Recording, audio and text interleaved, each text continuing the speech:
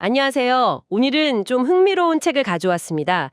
가스펠로드 작가의 귀차니즘에 빠진 교회인데요. 아, 네. 그 책이죠. 코로나19 이후에 우리 신앙생활 또 교회의 모습이 어떻게 달라졌는지, 그리고 왜 많은 분들이 신앙생활을 좀 귀찮다고 느끼기 시작했는지 그 배경을 한번 파헤쳐 보려고 합니다. 아마 듣고 계신 당신의 이야기가 될 수도 있겠네요. 같이 한번 풀어보죠. 네, 이 책이 팬데믹 거치면서 나타난 그 신앙의 편리주의라고 할까요? 그런 현상과 그 뿌리를 깊게 다루고 있어요. 이게 그냥 뭐 개인이 나태해졌다 이런 차원이 아니라 네네. 사회 문화적인 큰 변화랑 맞물려 있다는 걸 보여주거든요. 그래서 앞으로 기독교 공동체가 이걸 어떻게 봐야 할까 좀 고민하게 만들죠. 맞아요. 저도 읽으면서 그 부분이 인상 깊었는데 특히 그 온라인 예배 경험? 거의 2년 넘었잖아요. 그렇죠. 꽤 길었죠. 이게 성도들 가치관을 어떻게 바꿨을까? 책에서는 현장 예배의 절대성 같은 게 좀 약해지고 온라인의 그 편리함이 약간 뇌리에 박혔다 이런 표현까지 쓰더라고요. 주일 성수 개념도 좀 흔들리고요. 네, 맞습니다. 이게 반복된 경험이라는 게 무섭거든요. 새로운 습관 또 새로운 인식을 만드는 거죠. 비대면 예배의 편리함이. 어떻게 보면 신앙의 기본값처럼 재설정됐다고 할까요? 그러다 보니까 예전에 그냥 감수했던 불편함들 있잖아요. 교회 가는 시간, 준비하는 거, 이런 거에 다시 돌아가려니 좀 심리적인 저항감이 생기는 거죠. 아, 저항감. 네, 그래서 이게 결국 공동체성 약화로 이어질 수 있다 이런 우려도 나오고요. 확실히 온라인의 편리함, 이거 무시 못하죠. 근데 책에서는 또 다른 이야기도 하잖아요.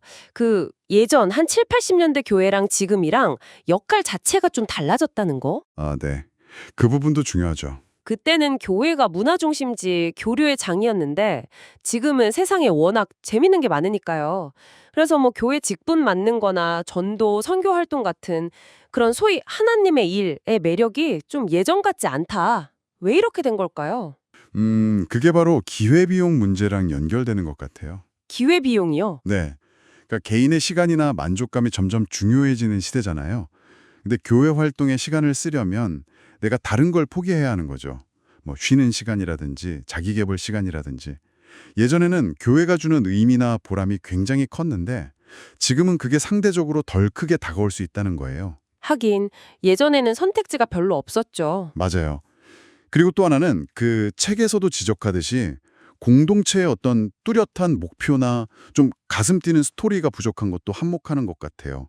이게 헌신의 동력을 좀 약화시키는 거죠.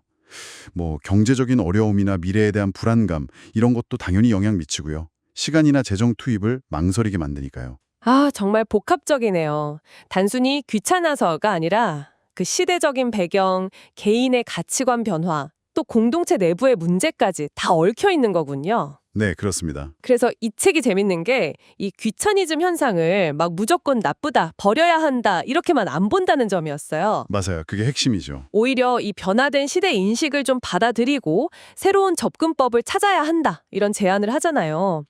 요즘 광고에도 나오잖아요. 아무것도 안 하고 싶다. 다들 공감하고.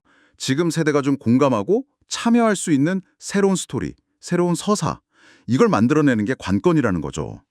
새로운 스토리와 서사. 네. 뭐 예를 들면 메타버스 같은 새로운 기술 환경에서 기회를 찾을 수도 있겠고 아무튼 좀 경직된 틀에서 벗어나서 유연하게 생각하는 게 중요해 보입니다. 결국 이 책은 우리한테 질문을 던지는 것 같아요. 그 전통적인 신앙의 형태하고 또 편리함이나 귀찮음을 추구하는 이 현대문화 사이에서 우리가 어떻게 균형을 잡아야 할까? 뭐랄까, 알고는 있지만 행하기는 쉽지 않은 그런 신앙의 현실 앞에서 지금 당신의 기독교는 괜찮으신가요? 뭐 이런 질문이죠. 네. 책의 마지막 메시지도 좀 그런 맥락인데요. 어쩌면 이 귀차니즘으로 대표되는 시대의 문화를 좀 이해하고 받아들이려는 노력 자체가 오히려 우리 신앙을 더 유연하고 또 창의적으로 만들 수도 있지 않을까. 그러니까 어떻게 하면 안 귀찮게 만들까? 이걸 고민하기보다 무엇이 시대를 살아가는 사람들을 움직이게 하는가? 이 질문을 던져보는 거죠. 당신의 신앙 이야기는 이 변해의 시대 속에서 과연 어떤 새로운 모습으로 쓰여질 수 있을지 한 번쯤 생각해 보시는 것도 좋겠습니다.